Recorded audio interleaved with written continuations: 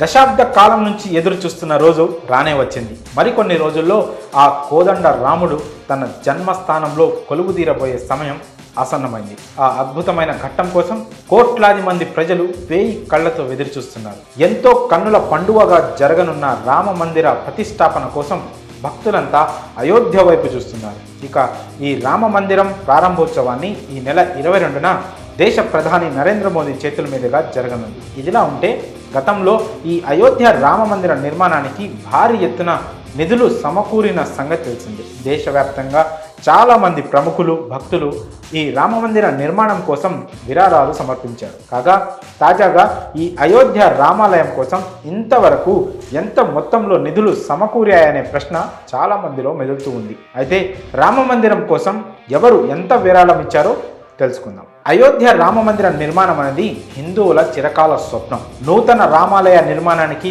దేశవ్యాప్తంగా 11 కోట్ల మంది ప్రజలు తమకు తోచిన విధంగా విరాళాలు అందించారు. అయితే ఇప్పటి వరకు ప్రజల నుంచి 900 కోట్ల నిధులు సేకరించాలని రామ మందిర్ ట్రస్ట్ లక్ష్యంగా పెట్టుకుంది. కానీ గత సంవత్సరం 2023 ఆఖరి వరకు ఈ రామాలయ నిర్మాణానికి 5,000 కోట్లకు పైగా విరాళాలు అందాయి. శ్రీ రామ జన్మభూమి తీర్థ క్షేత్ర ట్రస్ట్ తెలిపిన వివరాల ప్రకారం రామ మందిర నిర్మాణం కోసం 3,200 కోట్ల విరాళాలు అందాయి. ఇప్పటి వరకు 18 కోట్ల మంది భక్తులు Punjab national bank, bank of Baroda ఖాతాల్లో 3,200 కోట్ల రూపాయలు జమ చేసినట్టు ఆలయ ట్రస్ట్ తెలిపింది. ఈ బ్యాంకు ఖాతాల్లో విరాళంగా వచ్చిన మొత్తాన్ని ట్రస్ట్ ఫిక్స్డ్ డిపాజిట్ చేసింది. దానిపై వచ్చిన వడ్డీతోనే ఇప్పటి వరకు ఆలయ నిర్మాణ పనులు జరిగినట్లు వెల్లడించింది. ఇక ఈ అయోధ్య రామ మందిర నిర్మాణానికి ఆధ్యాత్మిక గురువు కథకులు మొరారి బాపు అత్యధిక మొత్తంలో విరాళం ఇచ్చారు.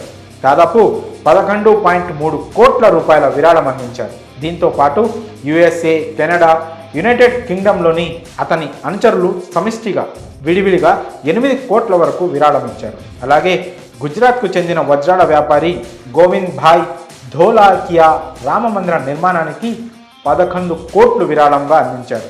అమెరికాలో ఉన్న ఓ అజ్ఞాత భక్తుడు కూడా ఆలయ ట్రస్టుకు విరాళంగా 11,000 పంపించారు. కాగా అయోధ్యకు చెందిన రామ మందిర నిర్మాణానికి తొలి విదేశీ విరాళం ఇదే కావడం విశేషం. గతంలో మాజీ రాష్ట్రపతి రామ్నాథ్ కోవింద్ 2021 జనవరి 14న అయోధ్యలో రామ మందిర నిర్మాణానికి విరాళాలు సేకరించే ప్రచారాన్ని ప్రారంభించారు.